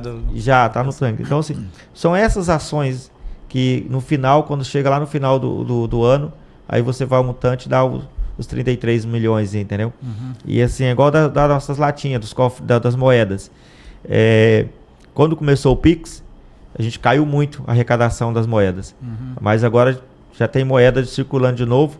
O ano passado nós arrecadamos 1 milhão e 600. Só de moedinha. Só de moedinha, 1 milhão e 600, nível país aí, quase 2 milhões só de moedinha, entendeu? Caramba. Então é de 1 centavo a 10 reais, a 5 reais, a R$1.000, que no final dá esse montante de 33 milhões aqui no nosso estado. É inspiradora a história, né? E aqui já passou tanto o Guilherme, que é o gerente do Hospital de Amor aqui em Paraná, a deputada Silvia Cristina, ali é paixão mesmo. Você olha nos olhos dela, quando ela fala do Hospital de Amor, tá no DNA, parece que tá no DNA. Tem o DNA do Hospital de Amor. É filho dela, e é muito bacana ouvir, né? Tanto você quanto a deputada, o Guilherme, que muito empenhado. Nós estivemos no Arraial, agora lá, dia 6. Eu tive lá só no comecinho, lá, cantei o bingo lá rapidão e depois fui para Presidente Médici. A gente estava lá na hora do bingo, teve um forrozinho tocado lá pelo... Como é que é o nome dele? Seu Carlos. Seu Carlos. Ele foi até lá na nossa mesa. Okay. Ele participou de uma palestra que foi lá no hospital sobre os benefícios, né, que a nossa legislação prevê para os portadores de doenças graves, não somente o câncer, né, mas todas as doenças. Aí ele participou lá, aí ele que nos convidou para ir lá legal. pro Arraial, mas foi muito bacana. Bom, estamos indo para o final, mas tem uma história que tocou você, e você mencionou que quer compartilhar essa história marcante no início de tudo, ou você já contou essa história? Então, essa história que eu falo, foi uma das coisas que me tocou também, de estar nessa missão do Hospital de Amor, quando eu entendi realmente o que era o Hospital de Câncer na época, agora é o Hospital de Amor, entendeu? Essa filosofia, o nascimento, digamos assim, o que gerou para ter esse hospital, entendeu? Então, quando você pega o início do hospital, acho que todo mundo teria que ter oportunidade de conhecer, para eles entenderem que esse projeto é um projeto de Deus, entendeu? Que e nos ajudar nessa missão, entendeu? Porque hoje tem muita gente que, infelizmente, tudo quanto é segmento, né? A gente tem pessoas que é contra e tem pessoas que é favorável, tem pessoas do bem e tem pessoas do mal, entendeu? Então, quando você entende a história, a existência do Hospital de Câncer, do Hospital de Amor, você vê realmente que é um hospital que foram gerado com a presença de Deus o tempo todo, entendeu? Então, quando o Prata, que é o nosso presidente, eu quero citar ele aqui nesse relato, que é o nosso presidente do Hospital de Amor. Essa família Prata é uma família muito tradicional, antiga lá em Barretos, entendeu?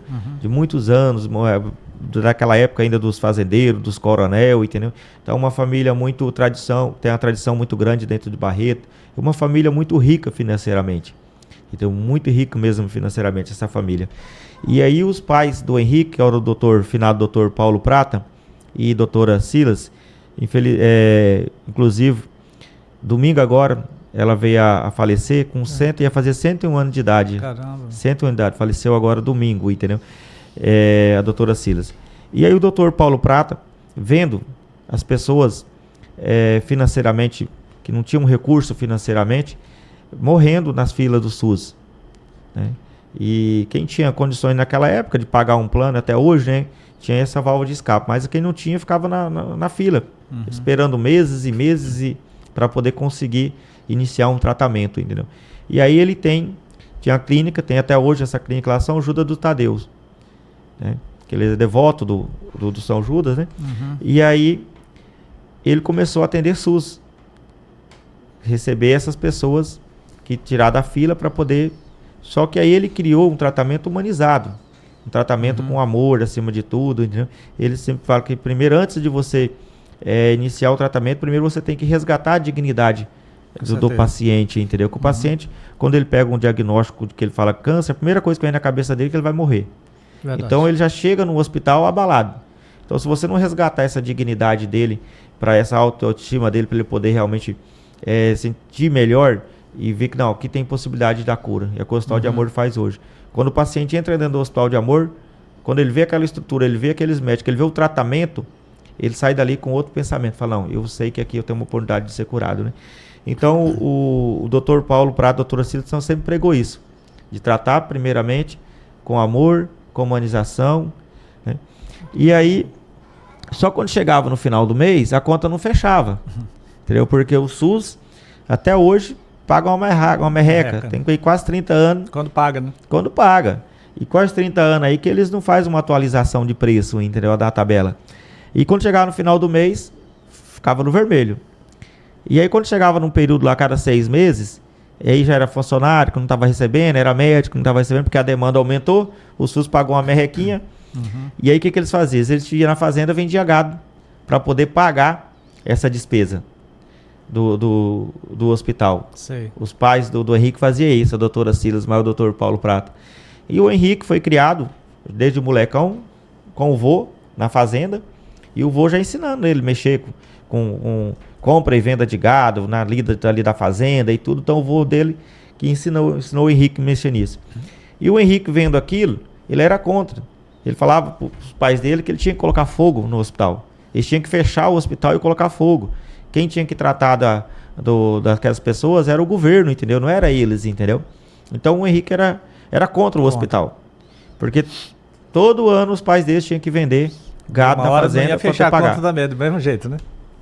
E aí foi indo aquilo, aí quando foi um período, o Henrique foi endividando, o pai dele foi pegava empréstimo nos bancos, pegava as coisas e tal, e foi endividando.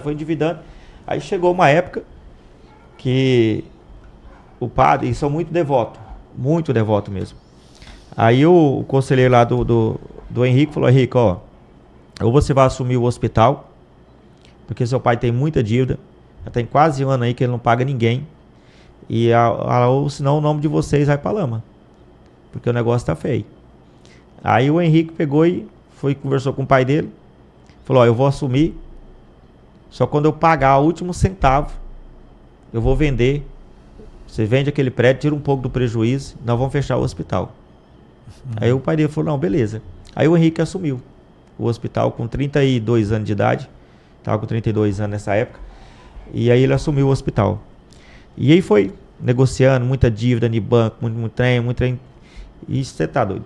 E aí ele foi negociando, foi ajeitando. Um ano depois, e aí ele foi conhecendo toda a estrutura daquele hospital, foi vendo o que acontecia, mexendo com médico, mexendo com funcionário, era um trem, loucura danada. Aí um ano e pouco depois ele passou na casa do pai dele e falou, pai, hoje eu vou ter a reunião com o conselho e eu vou avisar eles que daqui 30 dias eu vou fechar o hospital. Beleza. Aí ele foi para a reunião. Aí chegou lá mostrando as planilhas, mostrando os gráficos, falando, olha, isso aqui foi pago, tá tudo pago, tal. Antes dele anunciar que ia fechar, um doutor chamou ele. Aí levou ele numa sala cirúrgica, pediu para ele ir lá na sala cirúrgica.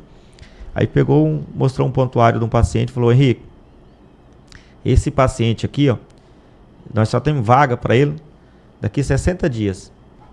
Provavelmente ele não vai voltar mais com vida aqui. Só que se nós trocar essa lâmpada, tinha que fazer uma reforma lá, né? Se trocar isso aqui, essa lâmpada lá na época, fazer uma reforma no centro cirúrgico, eles iam conseguir operar mais e com 19 dias ele conseguiria trazer aquele paciente. Então ele falou que daqui 19 dias tem chance dele voltar com vida aqui ainda. Com 60 dias ele não volta. E aí ali o Henrique, tipo, caiu, deu aquela luz nele, tipo, mesmo ele não sendo médico, ele poderia salvar vidas também, entendeu? Sei. O simples gesto, o simples fato dele mexer naquela sala cirúrgica, aquele paciente que ia demorar 60 dias, com 19 dias já ia conseguir trazer ele, entendeu? E aí ele voltou para a reunião, não falou nada, que ia fechar o hospital com 30 dias, foi para casa, chegou lá, não conversou com ninguém, dormiu. E aí ele teve um sonho. Aí ele levantou com aquele sonho que ele teve, e aí ele foi na casa do pai dele tomar café com o pai dele. Aí chegou e falou, pai, eu tive um sonho, eu quero ver a planta. Que o pai dele tinha vontade de fazer um hospital, entendeu? De construir um hospital. Além de onde ele atendia ali, que era muito pequeno, entendeu? E aí o pai dele falou, não, você tá doido. Ele falou, não, eu não falei com os médicos ontem. E aí ele falou dessa situação da sala, né? Ele falou, eu não anunciei com os médicos que eu vou fechar, não. Aí ele falou, não, você volta lá e você fala que você vai fechar. O combinado é esse, eu não vou te mostrar a planta, não. Aí levantou da mesa e saiu. E ele ficou com aquilo na cabeça, no outro dia a mesma coisa. E nada do pai dele falou, não vou te mostrar a planta, não. Você pode reunir lá e fala que você vai fechar o hospital. O combinado não foi esse? E aí, e ele ficou com aquilo naquela semana. Aí o pai dele estava no escritório dele, que ele mexia com essas compras e venda de gato, chegou lá e ele de novo com o pai dele.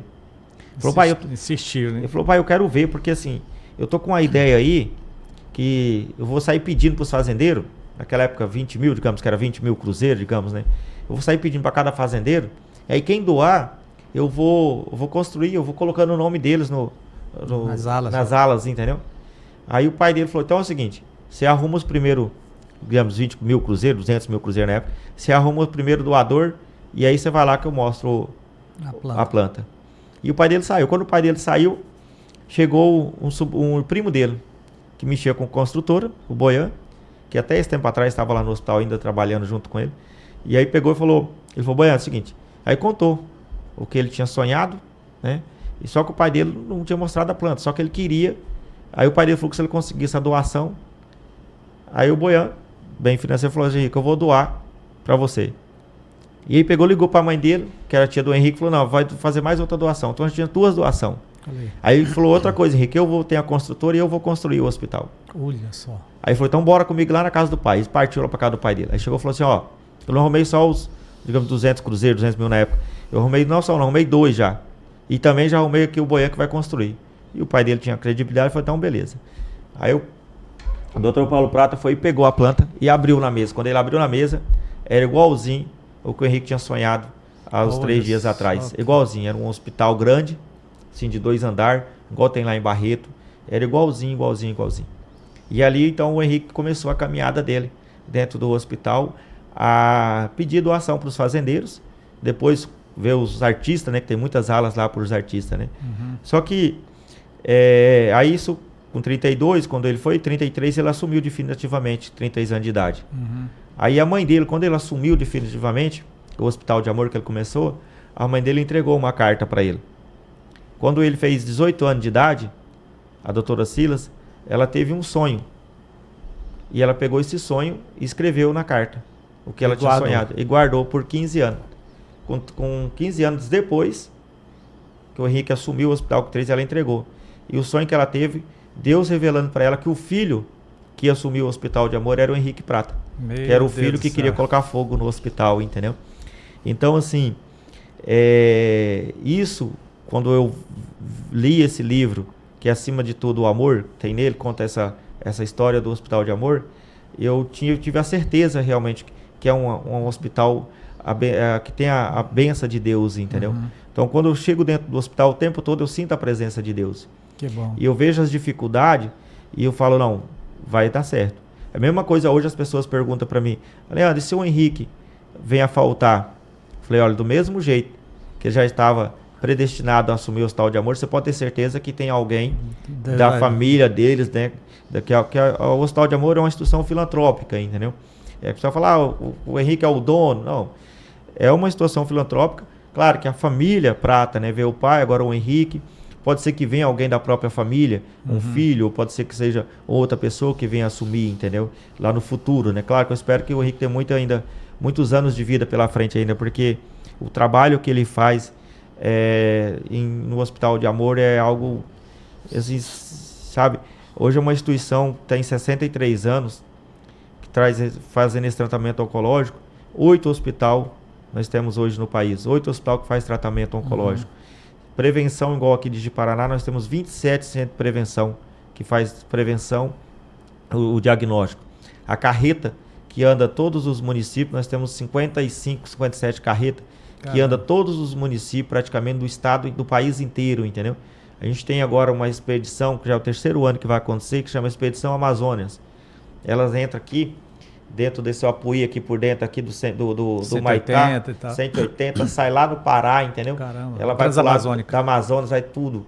Vai atender os ribeirinhos. Ano passado, ela andou 200, não sei se foi 200 quilômetros dentro do rio, né, na balsa, atendendo os ribeirinhos, Ali entendeu? por Porto Velho, Rio Bandeira. Rio mas foi o Amazonas, lá em cima mesmo, foi lá em cima. Então, assim, e aí centro de reabilitação, nós temos 3 em todo o país, entendeu, que faz reabilitação. Um está aqui em Porto Velho, que também é emenda da deputada federal, a Silva Cristina, mas a gente faz reabilitação não só do paciente oncológico, da população inteira, entendeu? Então, hoje, praticamente nós atendemos quase 30 mil pessoas por dia em todas as nossas unidades. E o Hospital de Amor não atende apenas os problemas oncológicos, né? O que mais? Quais as outras especialidades? Hoje a pessoa tem o diagnóstico, pode caminhar para o hospital que ele faz o tratamento. As prevenções, qual que depois de Paraná, nós fazemos prevenção cabeça, pescoço, pele, boca, mama, colo de útero, né? Então, por exemplo, assim, a pessoa que fuma, né, a partir dos 25 anos de idade, ele já é orientado ele a fazer a prevenção.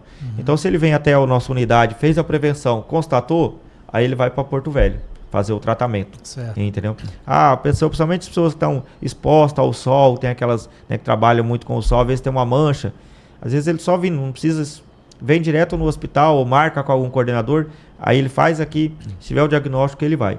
Então, o principal tratamento do hospital é o câncer, entendeu? O principal. A reabilitação, que é o centro de reabilitação lá, aí a gente tem de outras modalidades, não só o paciente oncológico, né? Mas é o autista, então que nós temos lá, o oftalmológico, a gente também trata lá também. Faz cirurgia de catarata? De cataratas, agora a Silva trouxe esse projeto, Olhar de Amor, está fazendo as cirurgias de catarata, e não só... Paga alguma coisa? Não. E outra coisa, o paciente, ele sai dali, quando ele faz, depois que ele sai, se tiver a necessidade, ele leva o óculos, ele leva o colírio dele, depois ele volta de novo na revisão. A gente vê algumas outras situações acontecendo no estado e no país. Mutirão de catarata, vai lá e faz, e o pessoa vai embora. Se vira, né, cara? Se vira, entendeu? E muitas vezes ainda a pessoa volta é cega ainda. E essa equipe que nós temos aqui hoje, eles já fizeram, não sei se é 1 bilhão, se eu não me engano, mais de 1 bilhão de cirurgias, e nunca nenhuma até hoje teve problemas, entendeu? Então esse projeto também que está aí, que a Silvia trouxe, a deputada trouxe, para atender a população do estado de Rondônia. Você vê, o mês que iniciou, foi atendido 750 pessoas. Caramba. Aí faz no mês a consulta, no outro mês já faz a cirurgia. O ano passado, lá no centro de reabilitação, foram distribuídos mais de 400 aparelhos de ouvido, entendeu? Mais de 400 aparelhos, que custa aí quase 12 mil reais cada aparelho, entendeu? E agora também nós iniciamos a fábrica lá de prótese também, que vai estar sendo feito também lá em Porto Velho, entendeu? Então, o Hospital de Amor tem toda essa estrutura que o Henrique, todo mundo fala que ele é louco, né? Hoje, ele sonhou, né? Hoje ele já tirou o pezinho um pouquinho do acelerador, mas antes quando ele tinha, bora construir, e dinheiro? Não, depois o dinheiro vem, entendeu? Depois o dinheiro vem, entendeu? Ele colocava, né? Agora, recentemente, foi inaugurado, que é um dos maiores hospitais oncológicos infantil em Goiânia. Foi inaugurado agora lá também. Nós temos o hospital infantil em Barretos, e agora vamos ter ele em Goiânia também, o hospital infantil lá. E nós temos o nosso projeto aqui no estado de Rondônia, que hoje nós temos mais de 400 crianças tratando conosco aqui do câncer, né? Temos um projeto ainda ali. Eu falo, Barretos até hoje nunca parou de crescer nesses 63 anos, de construir. Rondônia também não vai ser diferente. Infelizmente as pessoas ainda chegam com uma fase muito avançada do câncer, as pessoas, do mais que a gente vem falando de prevenção, poucas pessoas ainda têm o hábito de fazer a prevenção, entendeu? Às vezes é medo, né? O medo. O medo de encontrar alguma coisa, né? Quando nós inauguramos ali o Hospital de Amor da Amazonas em 2018, nós tínhamos 21 mil pacientes que veio de Barretos, que fazia tratamento em Barretos. Aí voltaram para cá para o estado. Rondônia, Acre, Amazonas, né? Esse pessoal que faz esse tratamento lá, hoje é todo Rondônia. Hoje nós estamos chegando a quase 60 mil pacientes. Caramba. Ou seja, praticamente dentro de 5 anos triplicou a quantidade de 5, 6 anos. E o hospital, que era 25 mil metros quadrados, hoje está chegando a quase 60 mil metros quadrados construídos e falta muito ainda para construir. A demanda tem aumentado e conforme vai aumentando, a gente tem que se virar para poder atender essa demanda, entendeu? Certo. Como as pessoas podem ajudar o Hospital do Amor hoje? Então, hoje, igual eu disse, todo o município, todo o distrito, nós temos os nossos coordenadores, que são pessoas voluntários, que fazem um leilão direito de viver.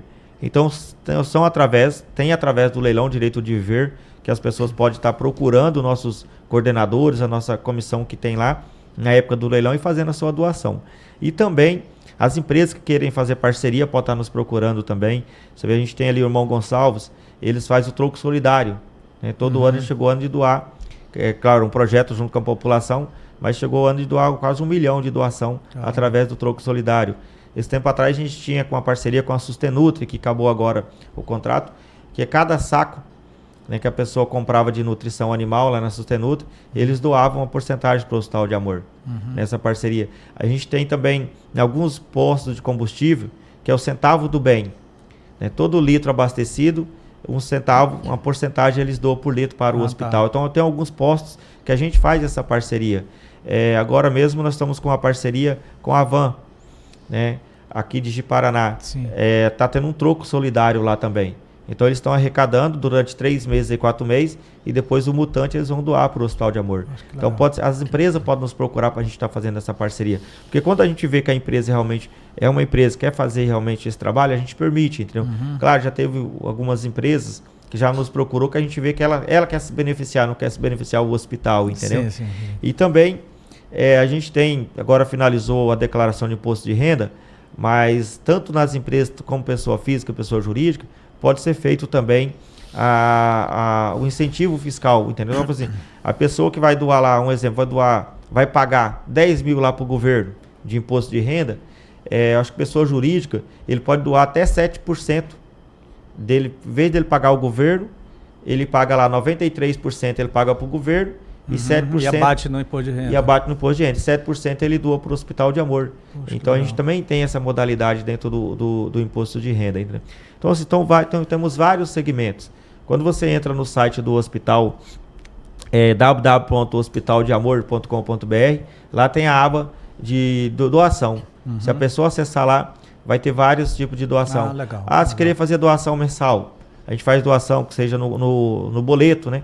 A gente tem um departamento, ele manda o boleto para a pessoa pagar todo mês. Se quiser fazer débito em conta, tem como a gente colocar em débito em conta também, no cartão de crédito, no cartão de débito. Tem também essas modalidades. Pix também, tem como a gente tá fazendo, entendeu? Tá bom. Vamos lá, o que é isso aqui? Isso aí, essas meninas são pacientes do Hospital de Amor, lá em Barretos.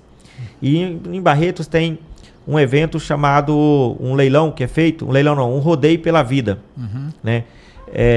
Foi agora recentemente esse rodeio, já é o 4º ano que fazem o rodeio pela vida. E lá são eleitos, igual em outros lugares aí, as rainhas, as madrinhas, as princesas. E aí essas meninas são pacientes lá do Hospital Infanto Juvenil do Hospital de Amor, e elas concorreram a rainha, a princesa, entendeu? Que legal, madrinha do hospital. Então essas são pacientes do hospital, todas elas que fazem tratamento no hospital em Barretos e foram aí candidata a rainha e a madrinha do rodeio pela vida aí, entendeu? Aí são uma criança, né, dentro do hospital infantil, com tratamento, né? Provavelmente aí uma leucemia, né, fazendo tratamento. Nesse dia, esse piloto foram para lá, foi uma equipe, né, toda de piloto profissional, e passaram o dia visitando, tirando foto, entendeu? Eles brincando com as crianças lá em Barretos, né? Você é paciente tomando a quimioterapia, né? Hoje, aqui no nosso estado, só de quimioterapia, nós aplicamos 1.300.000 doses por mês. Caramba. Só de quimioterapia. E algumas doses custam 200, outras, a maioria, quase R$1.000 a dose. Mas nós temos doses lá de 18 mil, 16 mil, até 47 mil a dose, né? Agora mesmo eu estava no leilão em São Francisco, e uma paciente me procurou, que ela está com 12 doses, que muito cara essa medicação, então ela teve que entrar judicialmente para conseguir. Não tem na rede SUS, e aí só via judicial. Aí tinha chegado essa semana passada, agora chegou. Infelizmente o esposo dela já tinha vindo a óbito quando chegou a medicação. Custou 748 mil essas 12 doses que ela vai doar agora lá para o hospital para algum paciente que precisar, entendeu? Então é muito caro o tratamento, entendeu? Essa nossa unidade, né, essa aqui é uma prevenção, né, não é só mais ou menos o modelo que nós temos, igual de Paraná, são mais ou menos nesses modelos as prevenções que nós temos. Certo. São tudo meio padrão, entendeu? As nossas construções, entendeu? Isso aí é um centro de prevenção e diagnóstico do hospital. Finalizando, eu falei recente e terminando já tem quase uma hora aqui. Mas o assunto é muito cativante, muito empolgante, né? Que mensagem você deixaria para aquelas pessoas? A gente percebe que você falou que foi Deus que fez você seguir esse caminho, né? Esse propósito. E assim, tem muitas pessoas que às vezes têm sonho de fazer alguma coisa, tem um propósito maior na vida e não encontrou o caminho. Qual o conselho que você daria? Eu falo que tem um amigo meu que falou essa semana para mim, falou: Leandro, eu vi, acho que você, quando ele soube da minha história, a gente conversando, hein? Ele falou: você veio pelo amor e eu vim pela dor. Né? Então, ele falou, eu achava que eu via esse trabalho do hospital e eu sempre achava que as pessoas estavam tendo benefício, entendeu? Que o cara queria ser político, o cara queria ser tal coisa, entendeu? Então, eu nunca fui chegado de fazer parte disso, de ajudar. E aí, quando foi uns 3 anos atrás, o primo dele ligou para ele, ligou para ele e falou: olha, eu tô precisando de uma ajuda. Eu sei que você conhece o pessoal do hospital, e aí eu tô precisando de uma ajuda de uma pessoa. Ele falou: o que foi? Não, tenho leucemia, a pessoa tá com leucemia. Aí não, manda que eu vou falar com o coordenador. Aí ele pegou e mandou documentação. Quando mandou documentação era do primo dele, entendeu? E aí ele pegou e fez o agendamento, foi lá no hospital. E aí quando ele entrou lá dentro do hospital, que ele conheceu toda a estrutura, e ele falou: não tem porquê não deixar de ajudar esse hospital. Então ele falou assim, ele veio pela dor. E o que eu posso deixar aqui de conselho para as pessoas, né, que estão nos assistindo, é que esse projeto é um projeto de Deus. O Hospital de Amor é um projeto de Deus e a existência é nítida que existe dentro do Hospital de Amor. Todas as ações do hospital, existe à frente um Deus que é maravilhoso, entendeu?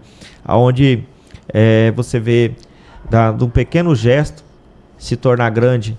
Nós temos no nosso município, no nosso estado de Rondônia, em Cabixi, o seu neném da Latinha, ele passou no médico, o médico falou: olha, você está com um problema cardíaco, você tem que fazer uma caminhada. E ele fazendo aquela caminhada, ele percebeu que as latinhas, começou a juntar aquelas latinhas na rua. E foi guardando aquelas latinhas. E aí quando chegou na época, ia ter o leilão, direito de viver lá, em Cabixi. E aí diz ele que do nada deu um estralo assim, Deus tocou no coração para ele doar aquelas latinhas, vender e doar o dinheiro para o hospital, no leilão. E na época ele pegou e vendeu, deu R$7.000 na época. Olha só. E ele foi lá e fez a doação. Quando ele fez a doação, a população mobilizou junto com ele e começou a aderir. Hoje tem a Vila Neide lá mesmo, quando você passa lá tem um beck, aqueles beck grandão, o pessoal já coloca as latinhas lá. E nos comércios, até no açougue, todo lugar não tem. Tem os lugares que as pessoas colocam e ele passa, né, recolhendo e junta. Nesses agora vai para 9, 10 anos, ele já doou mais de R$300.000 para o Hospital de Amor, catando só latinha. Então, assim... Pequenos gestos, né? Pequeno gesto se torna muito grande para o hospital. Então, hoje, nós atendemos, igual você tem, quase 60 mil pessoas aqui no nosso estado de Rondônia, ninguém paga nada. O hospital que falta 4 milhões só no nosso estado, falta 40 milhões só por mês no nível país, entendeu? Então, eu quero deixar, né, que esse exemplo para as pessoas poderem nos ajudar, que não venha pela dor, que venha pelo amor, porque quando você faz de coração, Deus vai retribuir de uma forma. O que nós pedimos? Nós pedimos saúde, porque às vezes nós trabalhamos tanto, juntando, e quando chega lá num certo momento da vida da gente, a gente não tem mais saúde, né? Não tem como desfrutar do que nós adquirimos, entendeu? Então o hospital nos mostra isso, a gente ser mais humano, a gente ter mais compaixão aos nossos irmãos, às nossas irmãs, e então a gente tem a oportunidade hoje em vida de fazer algo para as pessoas que tanto precisam. Hoje eu não estou precisando, amanhã eu não sei né, se eu vou precisar dessa estrutura do hospital, eu como paciente. Eu espero que não. Eu espero que Deus me dê muita saúde para mim continuar trabalhando nessa causa mesmo. Eu não estando, digamos, amanhã ou depois, se eu não estiver à frente dessa captação, mas eu jamais vou deixar de ajudar, porque né? Eu sei a importância do hospital, eu sei que existe uma presença de um Deus maravilhoso ali dentro, e as pessoas que entram dentro daquele hospital saem de lá maravilhadas, sim, do tratamento que eles têm, que é um tratamento digno, um tratamento humanizado e, acima de tudo, com amor. Então, as pessoas que têm oportunidade nesse momento, que possam ajudar, nos procura para poder ajudar o Hospital de Amor. Porque é o maior patrimônio que nós temos hoje no estado de Rondônia, se chama o Hospital de Amor. Muito obrigado, Leandro Alves, grande responsável por captação de recursos para o Hospital de Amor no estado de Rondônia. E foi uma grande satisfação compartilhar aqui com você de toda a sua história, o seu propósito, a sua paixão por aquilo que faz. E que Deus continue te abençoando esse projeto, que é projeto de fato, é um projeto de Deus. Na família nós temos uma pessoa que está em tratamento, né, no hospital. E minha sogra e meu sogro fizeram cirurgia de catarata recente aí, né? Falaram só coisa boa. E nós testemunhamos com tudo isso que você tem falado, e com autoridade, com paixão. E quando você fala com paixão, as pessoas elas percebem e dão valor. Muito obrigado, tá, por sua participação aqui no Êxito Juris Podcast, que vai estar sempre aberto para vocês. Quando quiser, pode vir aqui compartilhar de novas histórias, novos desafios, novas vitórias. A casa é sua.